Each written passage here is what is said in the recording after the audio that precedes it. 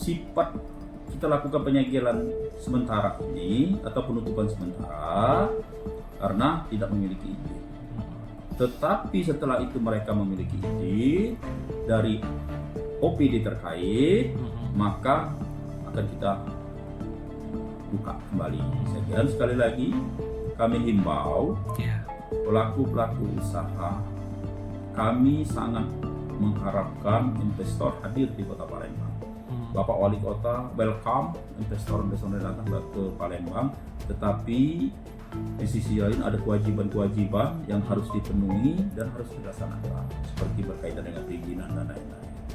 Dan pemerintah Kota Palembang tidak akan mempersulit investor, pelaku-pelaku usaha yang ingin berusaha di Kota Palembang, seperti itu.